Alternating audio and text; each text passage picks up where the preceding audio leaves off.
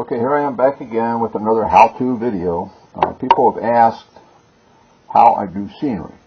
Give me a how-to video on scenery, how I do it. Again, there's 1,000 different ways to do scenery, and this is just how I do it. Okay, goes pretty quick and simple again. All right, I'm going to do this section of the Lake Linden yard. It's pretty basic. It's just going to be flat ground with grass and dirt. There'll be a couple team tracks in there, and we're getting the back ready for some building flats that we have coming. Okay. First thing I want to do is I want to lay it out with a mental picture of how I want it to look at the end. Okay. Between the tracks in here, we're going to have a lot of grass, overgrown grass. That's what my whole railroad really looks like, overgrown with summertime grass. There'll be team tracks in here and down in here. So pretty much this whole area in through here is going to be dirt, where trucks and people come in here to unload cars off on the team tracks. Again, between the tracks, I'm going to put grass. We'll put grass up along the edge here. And that's basically all we're going to do with this. We'll do a little bit of extra detailing to it, but not much. This is the yard. So let me get my some of my stuff set up here, and we'll come back and start doing some grass. Okay, here we go. I've got everything pretty much set up here, all the supplies and stuff I'll need. I covered the switch stands, switch machines with caps off the hairspray bottles. A couple paintbrushes to use for the glue application, static grass machine, the glue I'm using, and a jug here of dirt. This is actually sifted dirt from my front yard, which I like to use. So we'll go ahead and get started.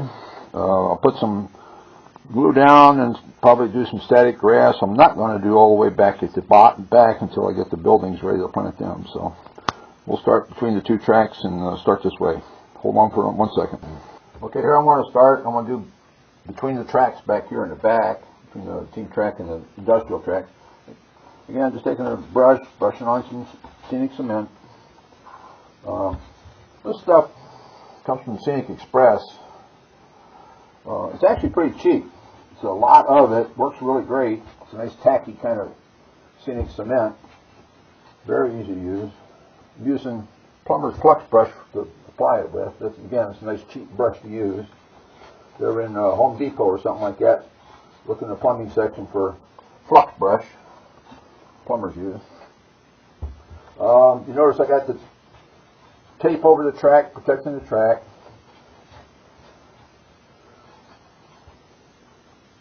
Put our cement down here between the tracks where we're going to put the static grass.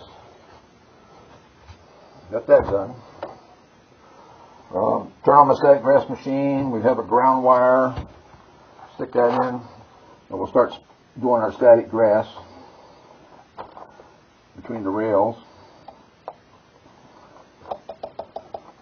What I'm trying to do here is pretend that it's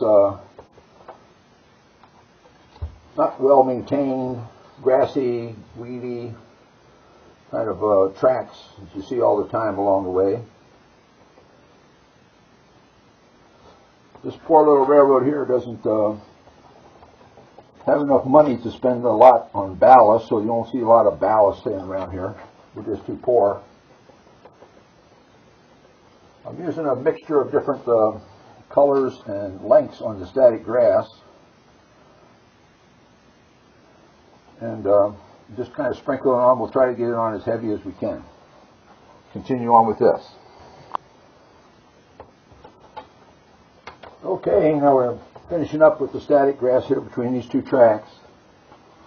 Turn the machine off. I have an old plastic container from the kitchen with some holes in it for sprinkling my dirt. I'm just going to go ahead and fill in a little bit here. Sprinkle a little dirt inside on this grass I just did. The glue and the static grass will help hold it in place. So that's basically it for between those two tracks. We'll put a little bit different kind of grass in there in just a minute. Okay, one thing I've found is it's good to put some hairspray. If you hit this with hairspray good, it not only helps hold the static grass and the dirt in place, but it also gives you a base that you can actually put some other items on. I want to take this little forest floor dirt. So I'll put this on there, kind of make it a little bit grungy looking. And that should do it. Hit it with some more hairspray.